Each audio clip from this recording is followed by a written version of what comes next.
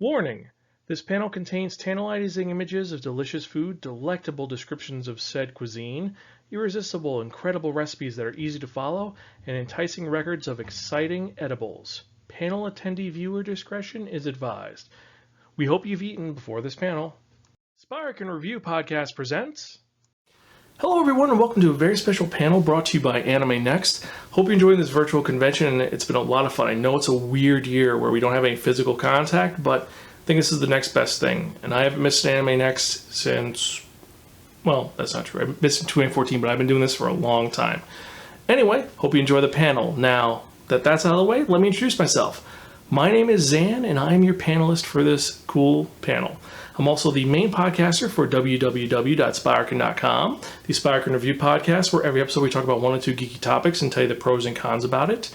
And since my main thing is manga, obviously I talk about the different art styles, the main characters, the overarching plot, and if it's worth investing your time in or not. Now, I agree with anything that I and my co-hosts say, but we try to be educational, enlightening, exciting, and most importantly, entertaining.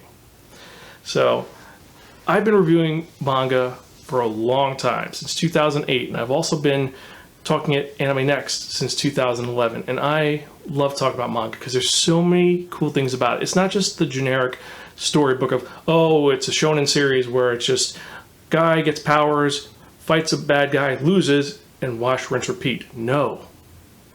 What's cool is that there are very diverse topics in mangas that you can find. There's sports manga, there's comedy manga, there's action manga, there's romance manga, there's sci-fi manga, lots of different topics. And the one that's most fascinating to me right now is cooking manga. Manga that takes place in the kitchen or deals with food in various ways. You could even say it's a culinary manga. And they're different types. It's not just the, okay, I'm a cook and I'm going to become the greatest cook there is. No, sometimes it's something completely different. It could be a romantic story about two guys who are in love with each other as they cook together. Another one could be about a father and daughter who are dealing with grief through cooking. The potential for it are astounding and amazing. And for that reason, I came up with this really interesting panel, which does something else as well.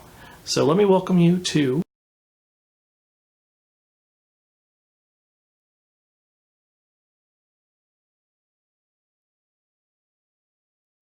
Order Up, Cooking Manga and Anime Practical Applications. So the first question on your mind probably is, what do I mean by practical application? Well, the thing is that a lot of these manga have delicious and amazing food that they depict for you. So what I decided to do is, while reading some of them, I decided to try to attempt making them. Not all of them, but some of them. So while I do talk about some of these amazing culinary mangas that I highly recommend you check out, and also the animes that are equally great to see, I check out some of the food and I try making it, and I'll show you some of my progress on what happens and tell you some of the funny anecdotes which do occur. I hope we have a blast, and let's get started, shall we?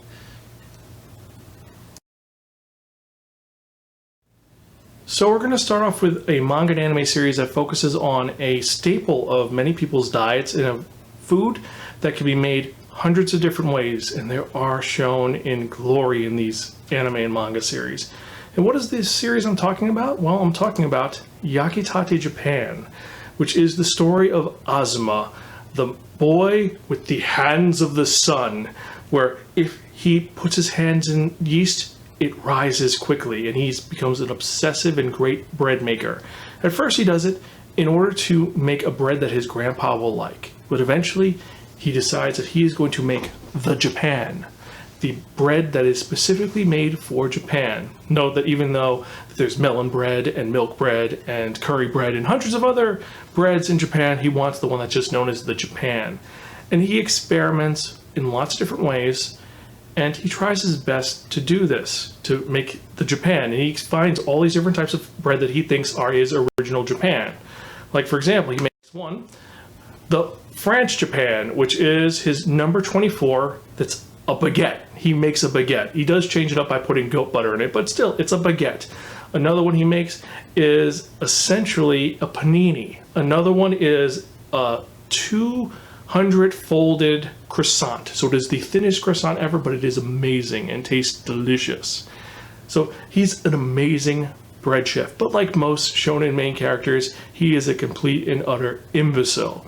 He doesn't know what he's doing inside in his life, and he doesn't know how to accomplish things, and he doesn't understand basic concepts.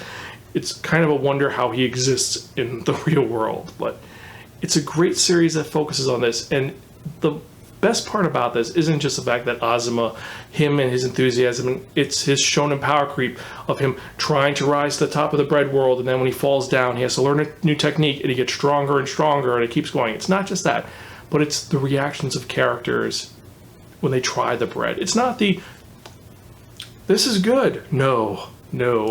It's crazy. Like, one guy turns into Dalzim from Street Fighter. Another one has a mask with a feather on it, and suddenly it blooms into peacock feathers. One guy turns into Gamera, and he spins around and flies. It is such a weird and crazy series. But one of the really cool things that it does is, at some points, it actually will say, hey, here's how Japan number X is made. You should try making it. And then it says that, like, he's pointing at the audience, but then all the other characters are like, hey, who the hell are you talking to? It's funny. And I actually experimented with one of the breads. This one was the rice cooker bread. And this one was done pretty well. I also tried doing the microwave bread, and they actually give you a very dynamic way of doing it. They explain it in simple ways. Here's what you need, here's how to make it. 1, 2, 3, and shows you the ingredients, shows you the steps, step by step. And once you make it, it either will work really well or not well at all. You may have to adjust here and there if you don't know how to make it. So when I first tried doing it, it was kind of interesting. Oh, yes, that is Greta, my partner in crime and wife. She's doesn't want to be in the panel, but she is kind enough to be here to show as my taste tester when I made these foods. And as you see, it's pretty simple to make. All you do is you make your batter, mix it up, roll it up, let it rise, roll it again, let it rise, add the poppy seeds, put it in the microwave for a little bit of time, and then you have nice little crusty breads. Not too bad. They're about the size of a cookie, but you know, you can try making bigger ones, experimenting. This was just me just experimenting and trying the recipe out. And I gotta say, it was pretty successful when I did do it. Now, there are tons of other recipes from Yakitati Japan that I want to try, but I'm going to take a break on that because there are other foods that are so much better and more fulfilling and easier to make, in my opinion, but I digress. So the next manga series I'm going to be talking about is one that isn't a shonen action series. No, it is a pseudo seinen or shonen ai series that is a slice of life drama about two middle-aged gay men who live together and, well, they talk, eat, and just hang out. And it's about their relationship as it builds through food. And what is the series I'm talking about? I am talking about What Did You Eat Yesterday by Fumi Yoshinaga, the creator of Oku the Inner Chamber and Antique Bakery. And this is a series that's brought to us by Vertical Ink, and it is truly a unique series that does something very different.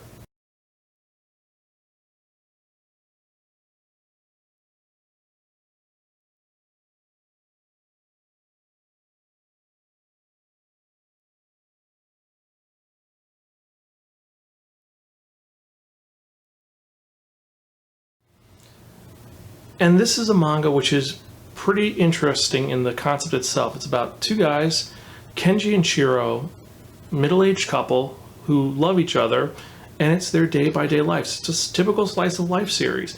But the fascinating part is that Shiro is the gourmand who loves to cook, and he goes step by step through each of the recipes that he makes, and it's always something which kind of connects to the plot in some way, but it's not the overarching thing. It's not this is all about how we made this, or this is, today is going to be the day we're going to make sukiyaki, or this is the watermelon day. No, it's just something happens, and that's how they make it. And through that, it's them telling the story of their relationship in a very unique, and I gotta say, it's kind of wholesome way. It's one where you can totally relate to these characters, and they're both very different and very unique as well. I mean, like I said, Shiro is the gourmand. He's the one that's a straight lace, and Shiro is the one that is essentially the slob. It's the odd couple to a T. And it's done so well, and it's very unique. And also, something I do enjoy about this it's not just the fact that they focus on the food, and it's not a major part of it. But the thing that I enjoy about this series is that when they do have it, they do it in such unique ways that are funny and charming and just a great story. Highly recommend it. Check it out, and I would recommend just read it. That's all I could say. So from here, we're going to be talking about something very different, because that was a slice of life about being a married couple, or a couple in love who are living together. This next one is about the exact opposite of that. This is about a single woman who is not married. She actually blows off her boyfriend most of the time, and it's very simple. Every night, she goes out, she drinks, and she eats food. And what am I talking about? I'm talking about Wakako zake, the very weird, very crazy slice of life series, which you could watch on Crunchyroll. You could see the anime, and you could watch the live action show. And it is just very simple. Wakako goes out after work because she's a salary girl, and she deals with her stress by going out and eating really delectable food that just looks mouth-watering and is great. And I love the fact that it's really quick. They're 5-page chapters, and they just go so well. They're just one and done. You read it and you're done with it. It's like eating an appetizer. And all the food is easy, simple, and weird to taste, and they want you to try it. And sometimes you want to try different combinations with it. So for example, there's a type of mussel that goes really well with sake, so you want to try it with sake. Some of it's like, this is good with water, or this is good with seltzer, and you try it and you want to have it, and it's so good and so delicious. And while the anime and the manga are so episodic, they're great and they're just uplifting. It's nothing crazy. It's not like Yakitati Japan, where it's like, yes, the world will fall unless I make the greatest bread, or what did you eat yesterday, which is such a drama at times. It's great, but it can be dramatic. This is none of that. This is, you had a long day at work, you want to sit down, have a snack. That's what this is. This is a great snack manga. You read it, you can read it in any order you want, and it's intriguing, engaging, and fun. And it'll make you want to say what Wakako always says after she eats her food. Pshoo. That happy noise, which is just such a relatable and good thing. It makes you want to, every time you eat good food, be like, shh. And it's crazy, but it works so well. And I have to admit, I decided to try making some of the pshoo food that I saw after watching this, and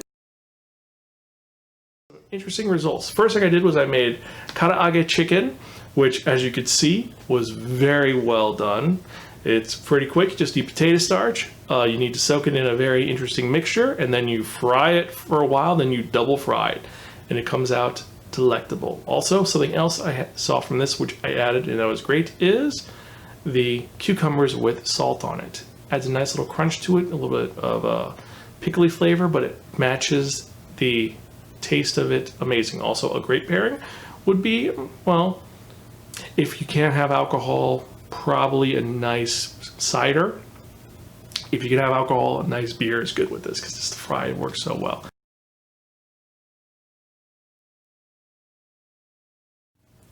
I can go on and on and on about how much I love Wakako, but we have to keep going, and we only have a certain amount of time, so let's hurry this up. So the next one I'm going to be talking about is one which, for all of you Fate Grand Order fans, you're going to love this, especially if you love Saber. And what am I talking about? I'm talking about today's menu for the Emiya family. Yes, Fate Grand Order has made a culinary manga, and it's all about them as a family eating different. This one is very formulaic. It's just every character from Fate Grand Order has their episode where they get to cook, and that's them making a different recipe. Then at the end of the chapter, it gives you the exact measurements on how to make it. It's not a bad series, especially if you are a fan of Saber and the Fate Grand Order crew.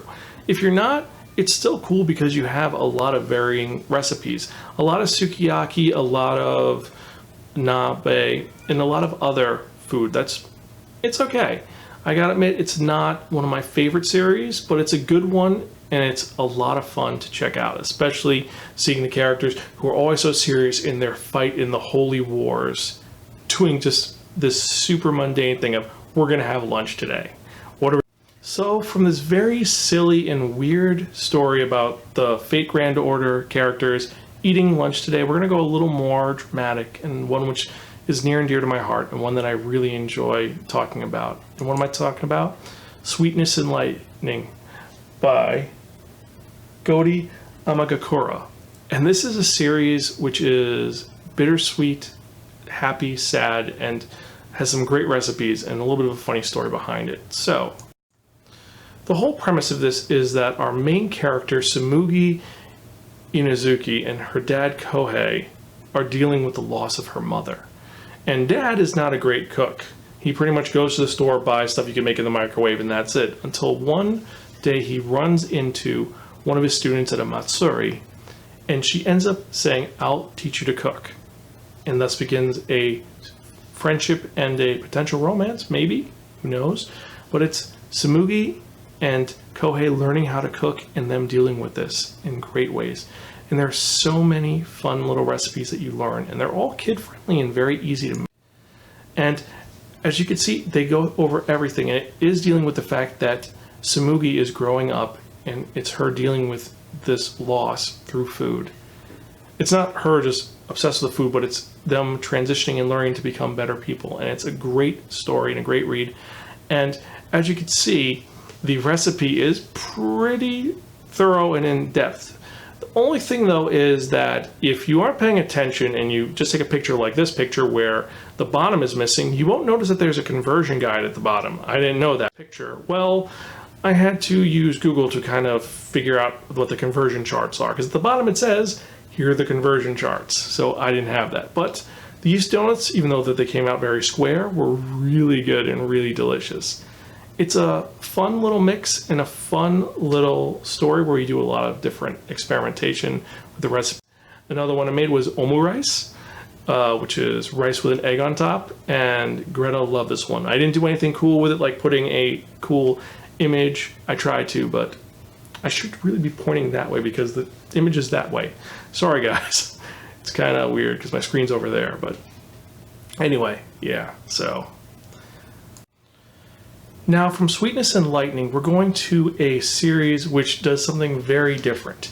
It deals with different types of food and also mythical creatures. And it's also an izakaya. What am I talking about? I am talking about Restaurant to Another World.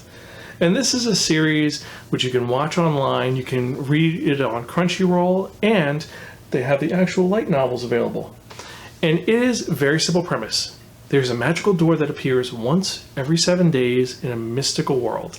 And different creatures go in there to buy food from a restaurant in another world.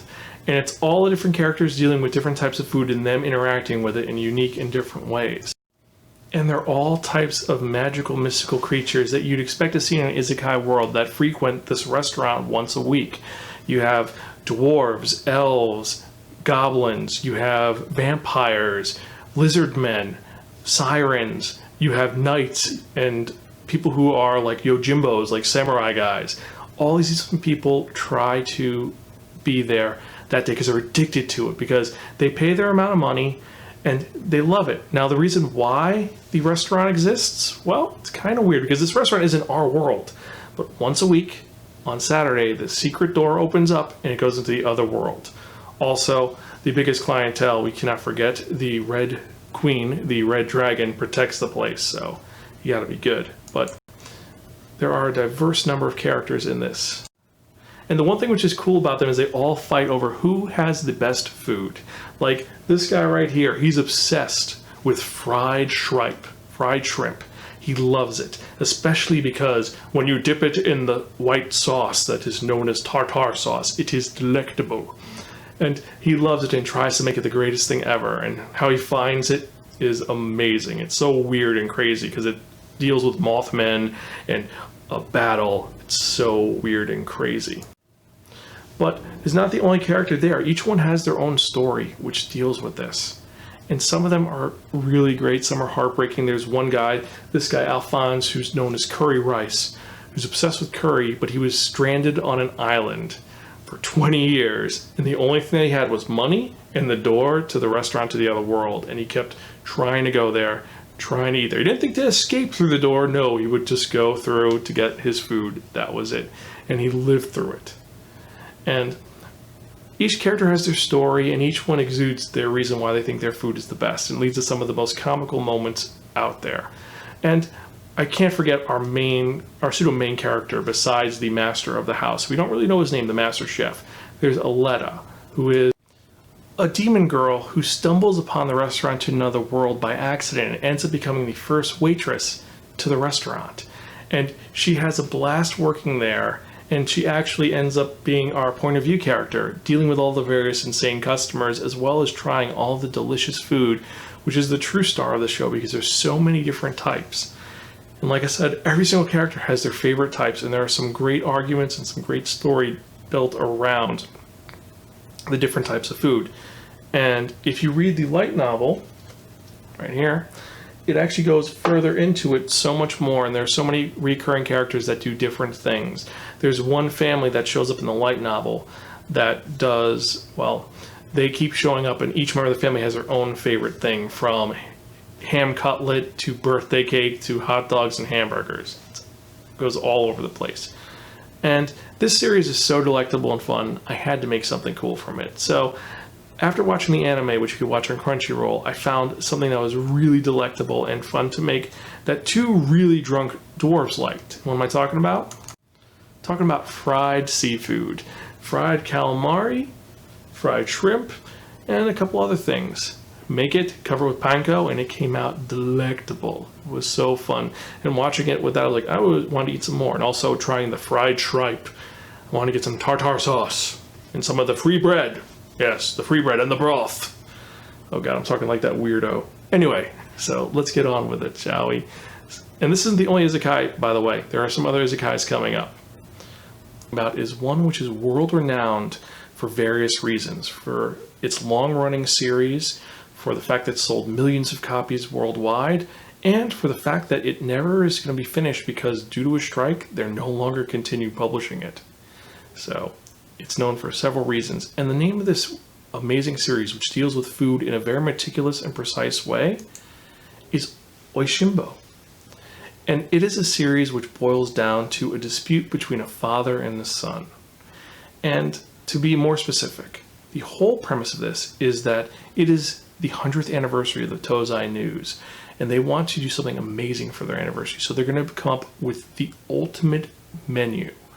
In order to do this, they're going to have one of their top writers, Shiro Yamaoka, come up with this. Now, why are they going to pick this guy, Shiro Yamaoka? Well, the reason why is that he is the son of the president of the Gourmet Club, and he knows food really well, but also he really hates his dad. So he is going to do the best he can by making food, but he's going to take it kind of lazily. And this is going to lead to some problems later on when his dad decides to work for a rival newspaper to create the greatest menu of all time. And this series is pretty intriguing for its release in the West. The reason why is, and I have a copy right here, is that Oishimbo was released a la carte. Now, what do I mean by a la carte? What I mean is that it's not released in chronological order. It's all over the place. It's done by pairings of food. Since this is the vegetable one, obviously they talk about vegetable dishes. Another one is about isekai pub food. Another one's about sushi. One is about rice. One is about fish and meat. And they cover all the different types of food. And it's a very, well, on the one hand, it's pretty cool reading stuff about Japanese food in various ways, or talking about sake, or talking about rice, and it being very thorough, and it going from this is about the origin of rice, this is how rice can be made for sushi rice, and this is how it can be made for a different type of rice. But on the other hand, that means it bounces all over the place, and this has been around for years. So it goes from the fact that you have Shiro as a young man who just started at the paper, then you have him later on as a guy who gets married, and he's with his wife as she's about to give birth. There's one where he's a fiance to her, and it's all over the place. It goes, here's him in the past, here's him in the present, here's him in the future, here's him in the past. And every single a la carte, while all of the subjects of food connect, the story is kind of all over the place. So there is a little bit of a madness to it. And it's not episodic, kind of, because this is supposed to be a huge story, because we're following them trying to make the ultimate dish. And it does feel a little bit episodic, but Yeah. So there are all of these different a la carte stories. And the thing about it is that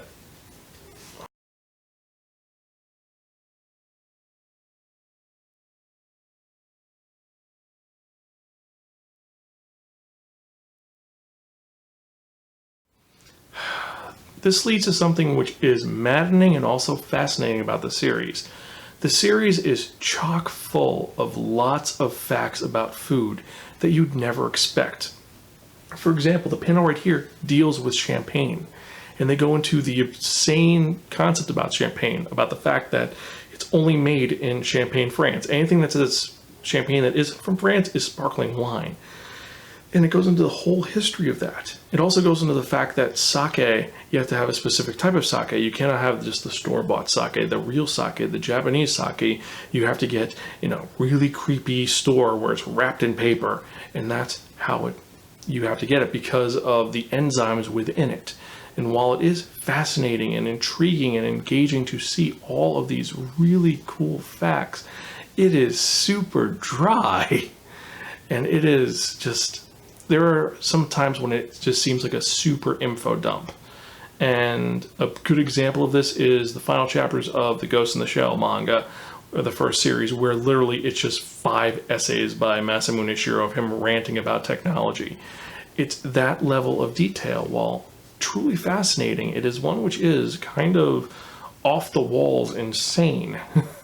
But this series does that food justice, and it takes a reverence to food, which works so well for Shiro and his dad, because his dad is the president of the Gourmet Club. And he takes it to a fanatical degree, I'll say. One which is just truly insane, but it's also one which it is showing respect to the food, and that's what the series is about also, that you show respect to the food. You can't just throw it in the microwave and cook it. No, you have to go to extreme lengths to make this delicious food. You have to cut squid that's a specific color in a specific way. For fish, you have to wash it down and then pat it and then make it great. If you're making rice, you have to go through the rice bowl and find every single imperfect or discolored grain and remove it so that you have the perfect type of rice. It's one which you're like, it's mind-boggling the insane lengths it goes to, but it's one which, I gotta say, it's reverent to the series, and it's reverent to food. And as you see, the depictions of food are amazing. They look realistic, they look edible, they look delicious, and their explanations are truly mouthwatering. But it is a lot to take in, and the a la carte concept, it's a weird concept to deal with in a manga because you're used to a straight narrative, and this is not a straight narrative. This is, we're going to connect stories which are based around X, Y, or Z. And that's something which is a little annoying, I'll say.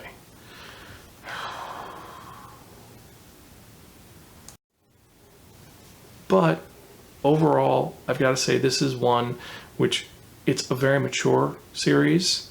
It's one which makes you feel really grown up because the main character, he's an adult. And he's dealing with his dad, and it's dealing with family relationships. It's dealing with his courtship of his future wife. It's dealing with all these things. And it is one which will make you kind of smile and you feel cool about it. It's also one which makes you feel grown up reading it. And one which, if you get bored by it now, stop, put it away, read it in a couple years, you may appreciate it a little bit more. And that's something which I do find fascinating about Oishimbo, and one which I think it's why it's beloved and so intriguing and great. And I'll be honest, I've only tried doing the rice washing because every other dish that is recommended and has a recipe in here is absurdly difficult to do. I'm not talking about like, oh, it's this temperature. No, it's like you need to get a knife made from this specific creator, and then you have to sharpen it to an inch thin where it can cut through a hair so you can make the perfect cut into a fish. I am a good cook. I admit this. I try my best to learn every day, but that is a little too advanced even for me, and I've been cooking for 30 years, so yeah. Anyway, enough about that ranting. Let's get on with some other manga, shall we? So from this very prestigious and very detail-filled manga, we're going to go back to the world of Izakaya with another series, but this one's a little bit different than Restaurant to Another World. And what am I talking about? I am talking about the otherworldly Izakaya Nobu. This one, again, you could watch on Crunchyroll, and it is a series which deals with something very simple. Unlike Restaurant to Another World, where the doors magically appear throughout a magical kingdom, and you have lots of creatures coming through. This is more simple. The Izakaya Nobu, they open their first day, and their front door leads out into a mystical world that is in rural Germany, essentially. It's a mystical Germanic world, and our main characters have to deal with all these crazy people who are there. And unlike Restaurant to Another World, it's the main characters are the same people who show up every single time. You have Hans, the guardsman, who is in love with the waitress, and he keeps showing up trying different food, trying to win her hand, even though he doesn't understand why she's so weird and different. And it's all different characters trying different things, from squid to karaage chicken to basic Japanese hot pot. And all of them are different and unique. And it's a very, well, it came out before Restaurant to Another World, but it's a little bit more just, here's the characters, here's the food, that's it. It doesn't have as much charm. It has an overarching plot, but the charm feels a little bit different. But again, we're here to talk about the food, not that. And the thing which made me happy, which as you can see right here, which I made, was the katsu sando, the pork sandwich, which they make in one of the episodes in order to entice the lord to not shut them down. And making katsu sandos with milk bread is amazing and fun. And also you can make katsudon as well, which is pork katsu on rice with a little bit of furikake on top. It's really delicious and really fun. Check out the series. I think you'll enjoy it. If you like Restaurant to Another World, you're going to like Nobu, and vice versa. If you like Nobu, you'll love Restaurant to Another World. So from here, the Izakaya world, let's go to the real world in a more unique way. And this is a series which isn't really about food, but more about places to go to get food.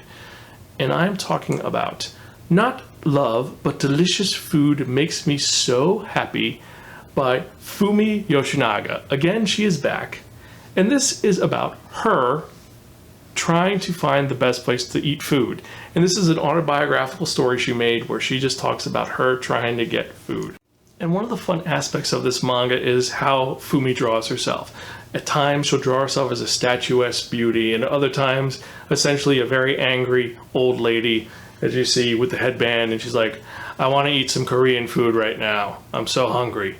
And this is her essentially talking about all the places she likes to eat at and all the experiences she has and adventures she has going through this. It's very autobiographical and fun as she goes through all the different types of food, and the places that she talks about are all real.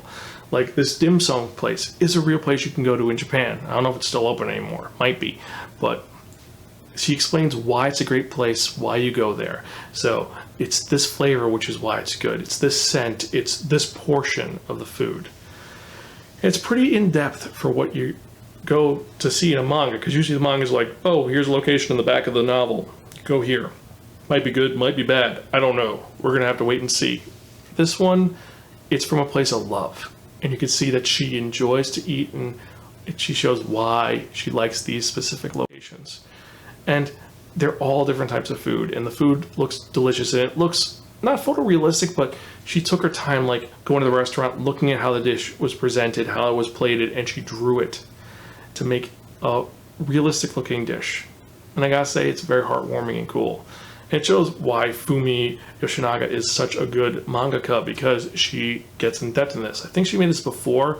What did you eat yesterday? So I don't know. Either way, like I said, if you want, here are the actual addresses to the places that you'd want to go to for these foods. It gives you the actual how to get there and shows you the street map. Usually it's just here's the address on the back. This is, I'm going to show you exactly how to get there because this food is that good. And she even says what to get.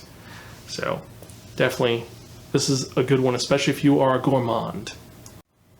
So from here, the next one is one which is, how to put this? So some of these are very in-depth dishes, very difficult, very hard to make, or there's something very unique about them. This one is one of the mangas where it's on super easy mode. And what am I talking about? I'm talking about Kitchen Princess. This is a manga about a young girl who's in a school who's trying to learn how to cook, and this is her making food in every single volume. And it's very simple. She's an okay cook, and it's her trying to cook. It's super shoujo-y. It's not a magical girl series. It's slice of life romance with the cooking of the day being her big point of what she's doing. And it's her dealing with it. And when she makes her food, as you can see, they go really in depth into the various, let's be honest, the different recipes. It goes super in depth in this. And this is just to make strawberry shortcake. There's also an almond cake. Well, essentially Kitchen Princess is like Yakitati Japan, where specifically these are baked goods. This is not, let's make a filet mignon. No, this is, we're gonna make something for your sweet tooth. And this one is pretty well done, especially this strawberry shortcake I tried to make. And as you can see, came out, well, I'll be honest, it didn't come out as fluffy as I want to because I made a big one. You're supposed to make a very small strawberry shortcake. I made a huge strawberry shortcake. It was really good though, and it was part of the, to quote Binging with Babbage, it was part of the Clean Plate Club. It was really well done. So if you like sweets, you'll love Kitchen Princess. You can get a hold of it on eBay. It was released by Tokyo Pop. I'm not sure who has the license right now. I think it's in the air, but it is a good one. Now, while the Kitchen Princess license is done, the next one is one which is super popular, super frugal, and also kind of pervy. And what am I talking about? I'm talking about that one series that most people have watched, most people love. You can watch it on Crunchyroll, you can watch it on Netflix, and you can watch it even on Hulu. I'm talking about that one, that only, Food Wars Shugeki no Soma. The story of Soma, the young man who wants to take over his dad's restaurant, but instead becomes embroiled in the food wars at his school. With all of the crazy characters and all of the insane dishes, this series is one, if you haven't seen it yet or read it yet, what are you doing? This series is completely insane. And it's also, like I said, really, really pervy. Like the fact that one of his class, well, his friend, he gives peanut butter covered squid and it gives her this really gross feeling. And it's very ecchi. This series is super ecchi. But the food, it's delicious. It is immaculate. It is amazing. It is so good. That is Wagyu beef roti don, which shouldn't be made, but it looks glorious. And the next one is karaage chicken wrap, which that one, after I made the karaage chicken, I wanted to make that, but I didn't have the patience to make the wrapper. So instead, I made the gotcha roast pork, which isn't pork at all. It's just mashed potatoes wrapped in bacon. It's good, it's not bad. And also the fluffy souffle. It's a fluffy souffle omelet. It's good, not bad. The roti, I couldn't make. I tried, I couldn't make it. So I said, you know what, I'm just gonna take the image from the anime and put it up. That's not fair of me, but you know, the other two were delicious, they were great, they were delectable. This series is essentially food porn, let's be honest. So, from food porn, we're gonna go to something a little bit more extravagant, a little bit more mature, let's say. This is one which is not exactly something that you should talk about, but it's a quintessential food manga because it's something where the first volume of this series impacted the world of the type of consumable good that it is about. And what am I talking about? I'm talking about The Drops of God by Tadashi Agi and Shu Okimoto, two crazy people who love their wine. This series is completely insane and absurd. To explain this insane story is simple. Our main character, Shizuku Kanzaki, is the son of a world-renowned wine critic, and his dad just passed away. And he hates his dad. He hated his dad. He ended up working for a beer company because he hated his dad so much. But the thing is, his dad taught him how to know about wine by kind of torturing him as a child, making him eat dirt and understand the concept of wine to the point where he's able to decant things amazingly. And what happened is, his dad died. He's up for inheritance. However, before he died, his dad adopted another son. So now the two sons have to compete for the inheritance of a plethora of wine that's worth $1 billion. And how would they determine this? Are they going to prove that they're amazing by running a company? No. Each of them has to discover what the drops of God are. 13 specific wines that their father chose and explained in a very unique way. Not the, this is a red wine. No, through poetry and through basic statements, they have to discover which wine their father was talking about. And they're competing to see who gets it right. Is it the son, who is biological son, who doesn't know a damn thing about wine, but he understands the concept. He was trained in it. He has a great sense of taste and smell, and he knows all the motions. Or the adopted son, who is a wine critic and is a bit of a, I know more than you do because I've been a wine critic for 30 years. Kind of a jerk. There's other words I'd use, but not going to. But the series is amazing because when they taste the wine, what happens? First time that he tastes this specific wine, he's transported to a Queen concert. Another time, he's in the middle of a field of flowers. The series does crazy things with the food. This is very similar to how Yakitati Japan did, where when they tasted the bread, weird things would happen. This is the same concept, but done to so much more insane level. And it's a great series that, like I said, when the first volume came out, people started buying the wine that was recommended in the manga, and sales went up around the world because this was released in a wine magazine. So, if you want to know how to talk about wine without drinking wine, read Drops of God. The entire series is now available on Comixology, and you can get the original tankobon from Vertical. You can find it through various means. I got it from the original Vertical run, but you can get it through other places as well. And it's a series which is great. It's a little mature, and yes, technically it should be for an 18 plus panel, but it's not a bad series because seeing Kanzaki work to become the man that he should be is a great story, because it is a great story of a coming of age story for someone who's 24 and kind of gave up on his father, and him learning more about his dad through time. Now, we're nearing the end, and there's a couple other series. This next one technically isn't a food manga. No, it's not.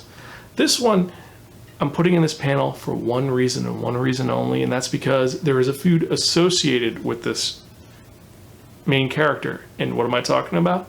I'm talking about the one, the only, future cat himself, Doraman! Yes, Doraman. The future cat from the future who's there to help Nobita with all of his problems and make his life a lot better. For those you don't know, Doraman, he is a cat who is afraid of mice. It is blue for certain reasons, and he is a lot of fun to watch. And the reason why this is in a culinary manga panel is for one simple reason. Doraman is associated with one amazing snack food that you can make at home, and that's delicious. And what am I talking about? I'm talking about dorayaki, a delicious, wonderful food, or as they call it in the English dub, yummy buns. It's a delicious, tasty food, which is essentially just two pancakes made out of bread yeast with a bit of red bean paste in the middle. Delicious, great, and amazing. If you go to most Japanese food stores, you'll find the dorayaki with Doraman on it. And because my wife is obsessed with dorayaki, I had to make some dorayaki for her. And let's just say it came out spectacular. A little thick, but not bad at all. Dorayaki is very easy to make. It's just like making a pancake, and then you fill it up with the red bean paste, and they smush it together, and it's just so good, so great. Series is a lot of fun. It's a little weird, and it's very episodic and very simple. It's made for little kids. It's just Doraman and Nobita having fun, weird adventures. Strange series, but it's a lot of, like I said, it's a lot of fun. And also, if you're wondering, this version I have is actually the Shogakukan English comic version. It actually is the version where it's teaching you English, so it's in English with the Japanese on top. So you can learn Japanese reading, or you can learn English through this. There's 20 volumes. I have 3 of them so far. Kind of crazy that I keep switching things over here, right? A little bit. Anyway, let's get on with it, shall we? Because we're almost done. And the next one I think is a little bit more sneaky, shall we say.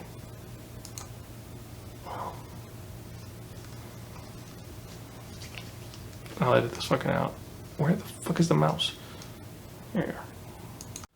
So from breaking bread to making pancakes with a flying cat, we've gone over a lot of various different and unusual and cool series. And we're getting near the end, but this next one is truly bizarre, and with all the things we talked about, that's saying a lot.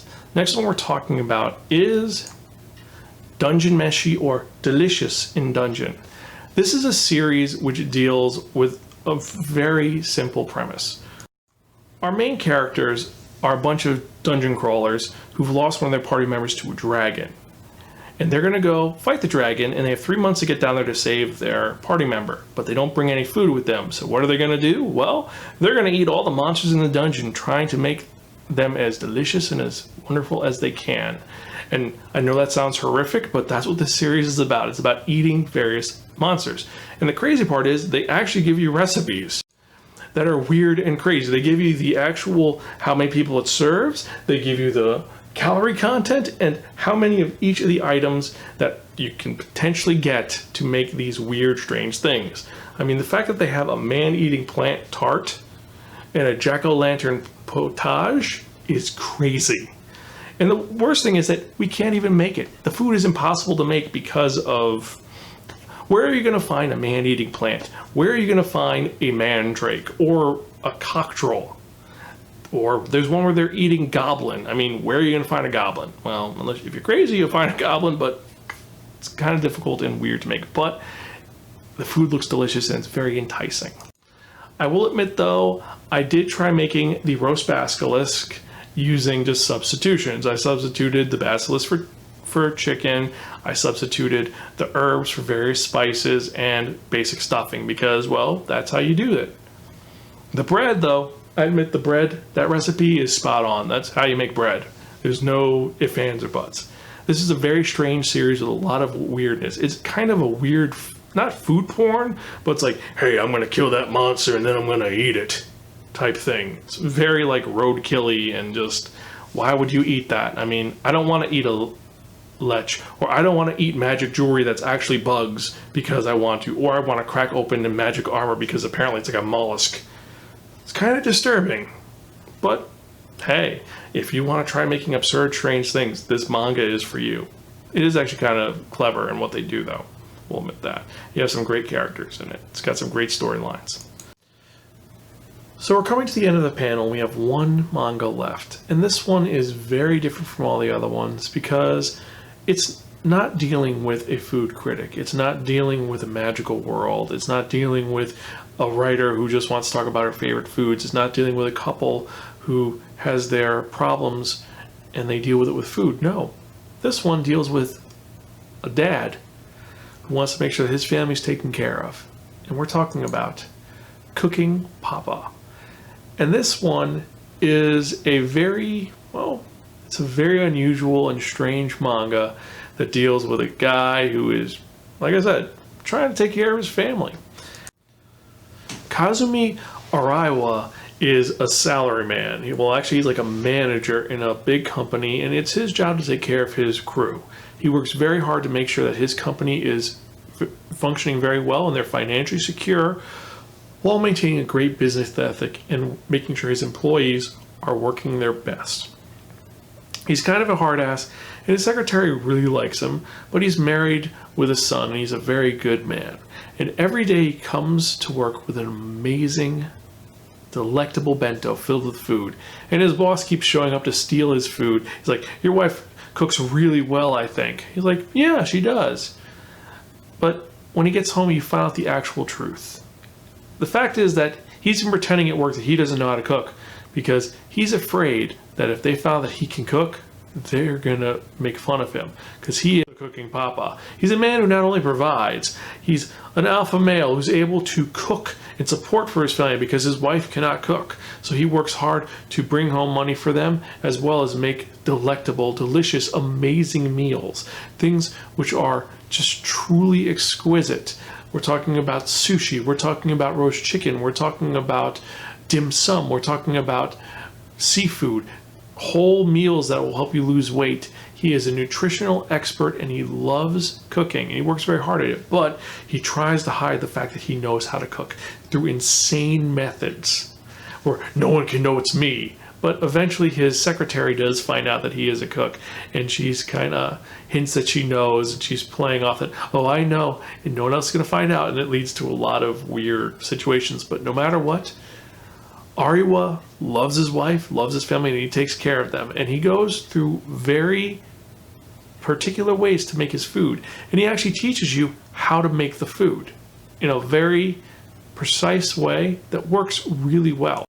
And there's various different things that he does teach you how to make, and he goes over all the tables and all the things. Now, note, this was never released in the United States. I was able to get a hold of a couple of copies at Kinokuniya, the bookstore, and I actually own them, and I use Google Translate to read them.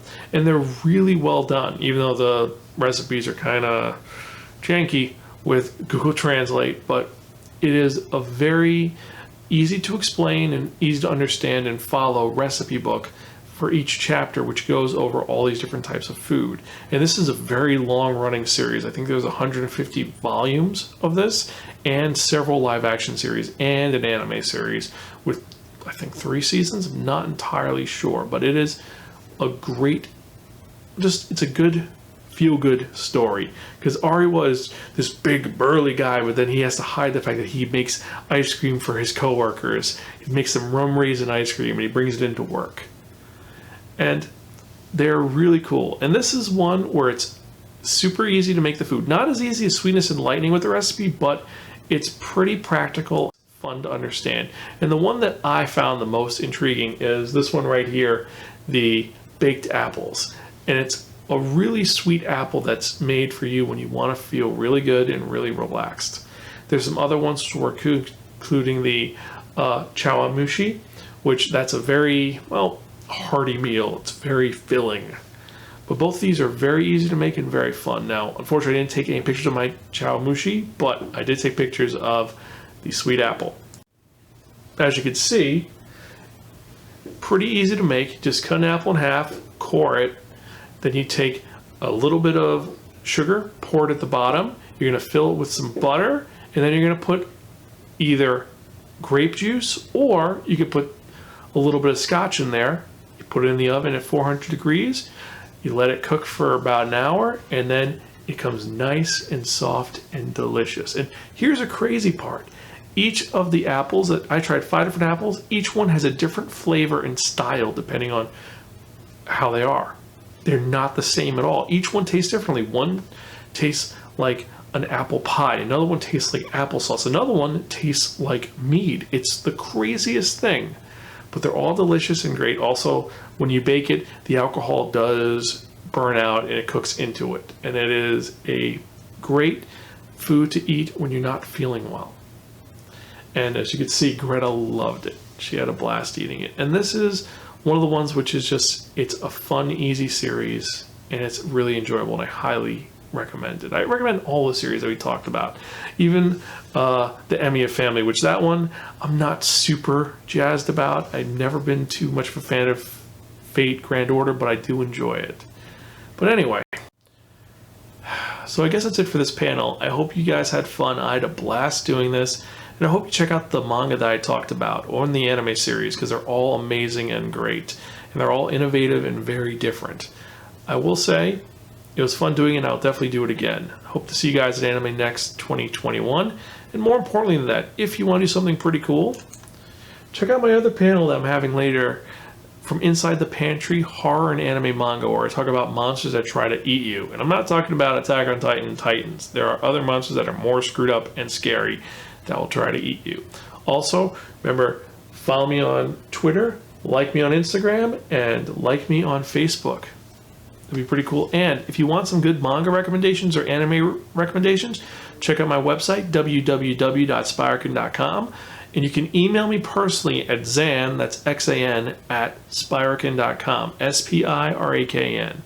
I hope that you have a great day. I hope you enjoy the rest of this online convention. And more importantly, as usual, my name is Zan. I'm Gonzville. Catch you guys next time. Keep watching anime, and more importantly than that, keep reading manga. I'll see ya. Bye.